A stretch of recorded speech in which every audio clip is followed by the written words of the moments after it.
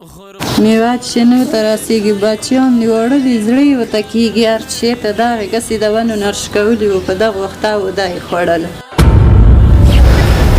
السلام علیکم ورحمت الله وبرکاتو. قدرمن لیدونکو، نن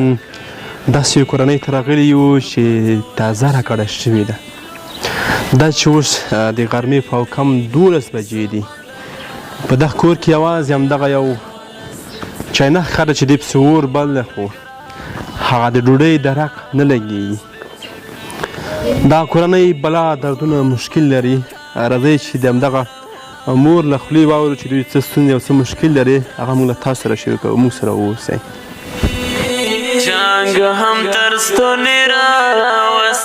قدرمن لیدونکو، دلته هیڅ شی نه تر سترګو کېږي، نه د وړو تورډه نه غوړي. که دا کور تاسې مکمل وګورئ، دلته هیڅ شی داسې نه تر سترګو کېږي.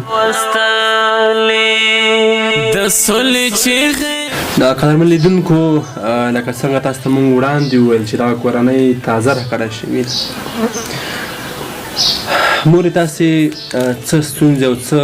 مشکلات لرئ؟ دا کور چې موږ ولیدو، په کور کې نه اوړه شته او نه غوړي شته، او اوس دغه د غرمې ټیم دی. دغه بچیان دپاره کوم شی تیار کړي دي که نه؟ نه وروره، موږ دومره وس داسې شی مو نشته. هر شی مو خلاص دی، د څو ورځې کېږي. سړی مو چې دی مریض دی، وړوکی زوی مې دی، هغه وسته و ګاډۍ چلوي. بس که 100 روپۍ وګټي بېګ هلته چای ته په راوړي وچه ډوډۍ هغه وخوري. که نه اوس هغه دی چاینک سې مې اور واچول او ته مې ویل چې د اوبه سرې شوې به چای ته وکړم. مخکې چېرته اوسېدلی مورې تاسو؟ مخکې د خپل وطن کې اوسېدلو، هغه نه بیا راغلو دلته جنګونه او باد وریځ وه. بیا وچې خوړې کې مو کوټه جوړه کړه. په ژمي کې داسې بارانونه و، ساړه وه، شی مو نه لرل. بس نسپنارې تارې به ورېځې وخته و. مازدیګر ته مو دکان نه چې قرض ورکړو، هغه کوټه م چې کله ورسوله پټه مو کړه. بیا قرضدار یې سې راغلل، هغوی ته مو خرڅه کړه، ویر مو کړله. اوس کسې راغلي یو دلته هېڅ شی نه لرو. سړی مو روحي تکلیف لري. مورې داسې ورځ راغلي چې نهاره ناست یې؟ ولې نه، اوس په روژې کې دغه بچیان چې ډېر نه وي، یا باید وي چې 1 میاشت 2 میاشتې بعد خو وړو ته جمعې کې یا واخیستی شي یا میوه. زموږ بچیانو اکثر روژې کې چې ما غوښه خوړلې دی، هغه 2 ډبې، نوره بیا د هغوی نه دی خوړلې، هغه چرس ته ولې وه. دغه کسې میوات شنو ته راسیږي بچیان دې واړه دي زړه یې ورته کېږي هر شی ته دغې کسې د ونو نرش کولي وو په دغه وختاوو دا یې خوړله. هغه دي دغه دانې دغه وختاوو ته وایي معده به دنې خراب کړي، ما خورې وس مو نشته.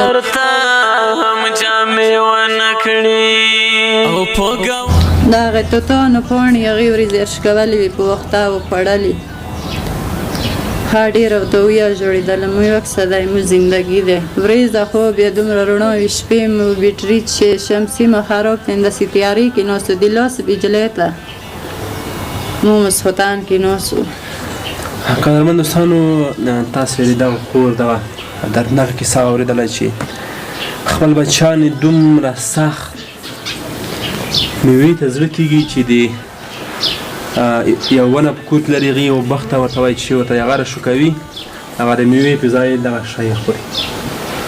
دا رښتیا هم دردونکی دی چې زما دغه کوچني ګلالي ماشومان نن دومره ترکېدلي دي، نن دومره میوې ته زړه کېږي چې د میوې مینه دغه شي باندې ماتوي. که څه هم دا به ډېر ضرري شی وي، انسان ته به تاوان لري، ځکه دا د خوراک شی نه ده.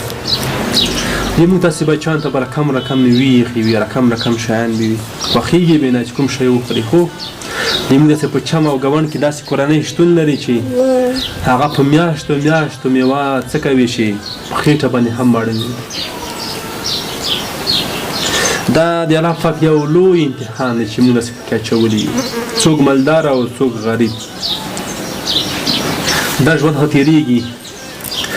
موږ داسې خپل هغه مشرانو که وګورو چې نن نشته په تورو خاورو کې، نن که موږ داسې هغه خلک وګورو چې هغه ځان ته ښایسته بډي به درلوده او ښایسته ځواني وي جایداد نن نشته هر څه ترې پاتې دي یو ورځ راتلونکې ده چې موږ سره هر څه پاتې کېږي او د دغې بېوزله او بېچاره خلکو پوښتنه به له موږ نه کېږي راځئ چې د دغې کورنۍ سره تر خپل وس مطابق کومک وکړو راځئ چې دوی د دغه حالات نه وژغورو نن زما دغه کوچنۍ خورګانې چې تاسې ګورئ دا نهارې دي وچې شونډې پلار ته سترګې په لاره وي چې پلار دې یو شی ورته راوړي که نه دا چې په افغانستان کې جنګونه دي او کرنتین دی او حالات ډېر پیچلي دي کاروبارونه نشته خدای خبر چې ما د دغې مور په زړه باندې به څه تېرېږي کله چې دغه شیان د مور په وړاندې خپل بچیان خوري او دی یې وس نه لري آفرین د دغې مور زړه ته مور یې کله چې د بچیان دغه شیان خوري نو زړه دې درد نه کوي ولې مې نه کوي ګیله نه درته درېږي د خلکو نه چې د خلک میوې خوري او شیان خوري او تاسې داسې یو حالت کې ولې نه ته درېږي وروره دا دغه خبره چې د نهار ناست وي بیل به ته ځورېږو دغه تلپاک ماشوم وکسه دا مو ته شودوسې ژاړي دغه کور پیر سولې وې تروې هم پیالې کې ورته واچولې دومره وسې جوړېدلی دی وي نور یې ته واچوې تروې دی شودو په ځي وچکلي دا وکسه دا تلپاک ماشوم د 5 میاشتو شودو نه مانې شوی دغه ته شودې نه رسېږي دا مو زړه نه وځي دا تلپاک د شودو ځورېږي ترسېږي موسه په نارې تارې وریځې سپېروي هغه انداسې دغه ماشوم په مرۍ کې متې کېږدي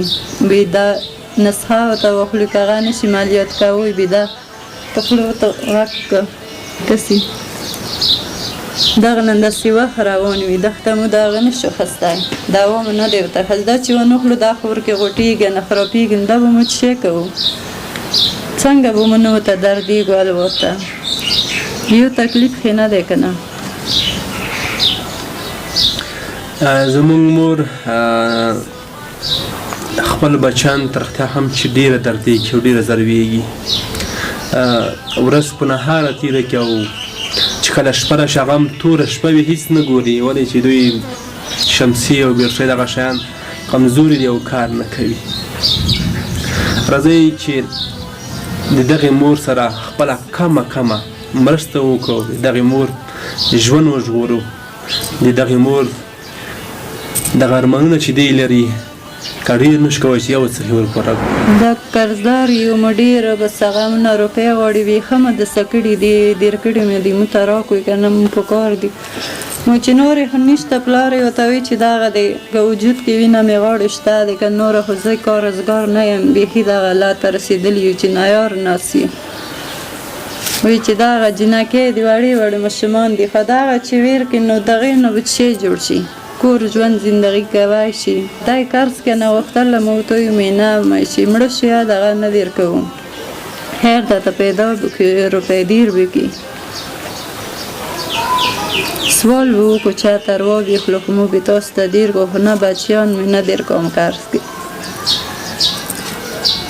مور چې کله تا نه د لور غوښتنه یې وکړله چې دغه په کار چې ما ته راکړه هغه وخت یې په زړه باندې څه تېرېدل څومره ودردېدې هغه وخت بس چې هغه وخت کې که نه بس زړه مو چاود نه شو بیا نه چاودېږي کومه لور یې درنه غوښته مورې دغه یې درنه غوښته د مشره لور یې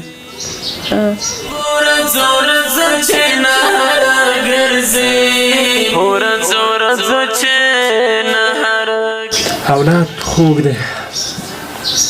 د مور له سترګو اوښکې بهیږي هر په دومره بچیانو نه مکتبونه وایي مدرسو ته ایستوي مکتبو ته ایستوي امونه یې خلک په پورو کې غواړي په قرضو کې یې نه غواړي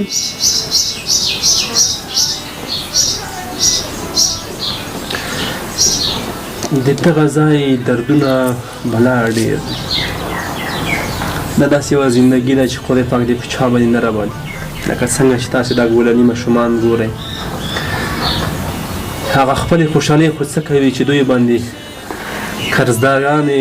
سودا پرې کوي په قرض کې ترې غواړي دوی روح کلی نه لري شګېدلي ګریوانونه او لوڅې خپې دوی د هر ډول ستونزو مشکلاتو سره مخ دي درس تعلیم خو پرېږدوه چې په خېټه باندې هم ماړه نه دي راځئ قدرمن استادان چې د دغه کور لاسنیوی وکړو نور دغه خپرونه په همدغه ځای پای ته رسوو په دې هیله چې بل ځل راځو د دغې کورنۍ لاسنیوی وکړو د دغې کورنۍ د کوم بد خلک چې ژوند کوي له دغه نه وژغورو تر څو دوی ژوند کې بدلون راشي تر بل داسې خپرونه چې بیا ستاسې په درانه خدمت کې حاضرېږو تر هغې درنه اجازه غواړو خدای پامان زما د ګران وطن په ګران ولس دې څه کړي دي زما د ګران وطن په ګران ولس دې څه کړي دي غربت او رکشه تای لوبې په کاله کړي دي زما د ګران وطن په ګران ولس دې څه کړي دي زما د ګران وطن په ګران ولس دې څه کړي دي